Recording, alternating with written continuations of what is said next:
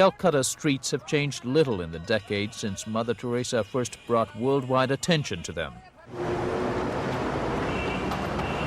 There's commerce, commotion, destitution, and despair on the sidewalks where the missionaries of Charity Sisters patrol daily.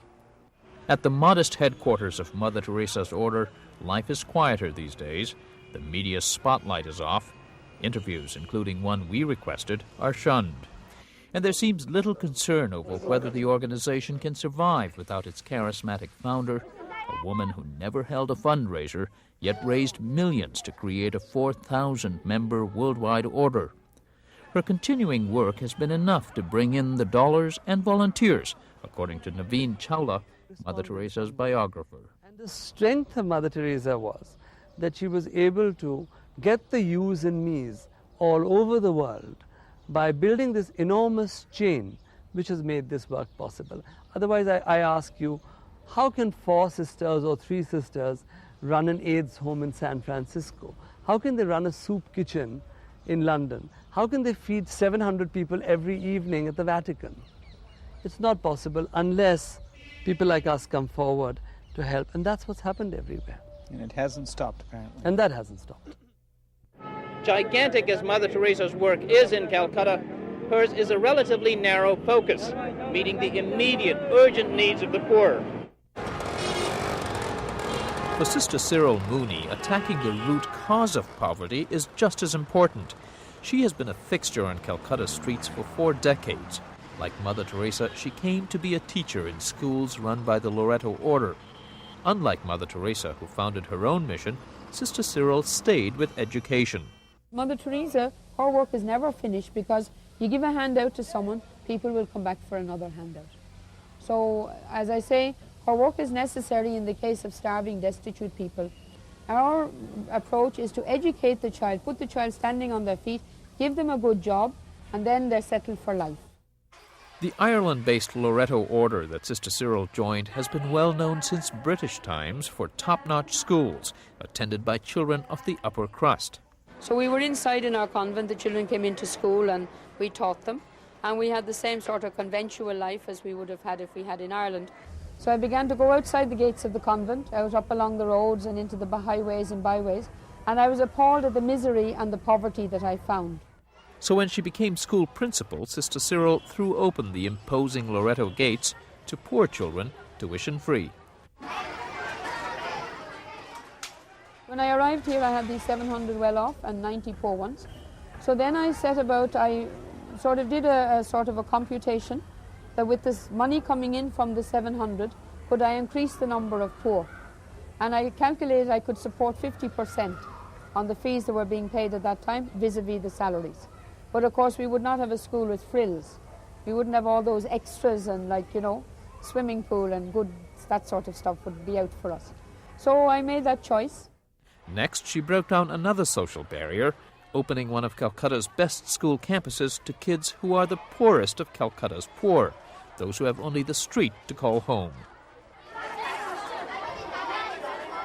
These so-called rainbow children are provided a hot lunch, for many the only predictable routine in their day. They come and go as they please to play or study. Teaching them is part of the students' routine, the first interaction of any kind across the class line for most of them. In fact, one night I had a phone call from a parent to say, I've got this little girl here and it's already 10:30 and I don't know where to drop her back to. She's from the street. The father said, then can I keep her for the night? I said, yes. So he kept her, and the next day she arrived in with the same uniform as the other one, back into school.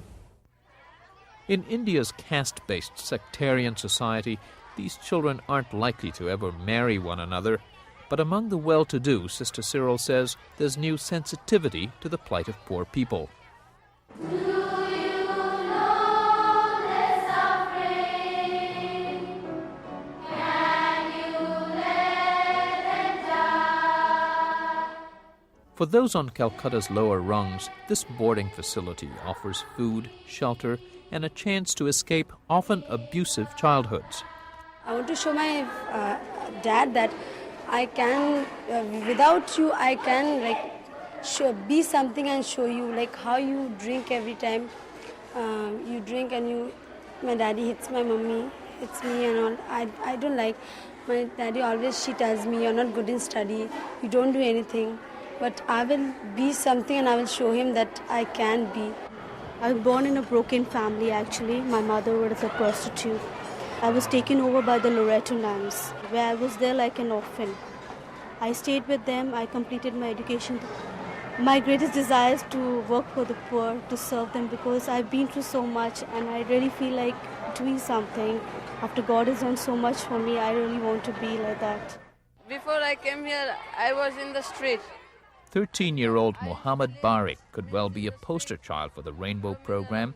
He wandered in off the streets a few years ago. He seemed a very, very bright kid. And in 2 months he was ready for KG, another 2 months for 1, another 2 months for 2. So within that first year he completed up to the end of class 3. I would like to be a ship captain when I be a man. I would like to see the ocean and the ship sailing. And I would like to go to the other countries to see how the other countries are. And you? What's happened to you? Although Sister Cyril insists her goal is strictly to help families like Barik's out of poverty, foreign missionaries have long been suspected of also trying to gain converts, a criticism levelled even at Mother Teresa. The first time I asked her, I said, Mother, the great accusation amongst your critics here is that you convert, and your organization does. And she said, yes, I do convert. I convert you to be a better Hindu or a better Protestant or a better Jew, better Sikh. And then it's for you to do what you want with God. In Calcutta, this is Fred de Sam Lazaro for Religion and Ethics Newsweekly.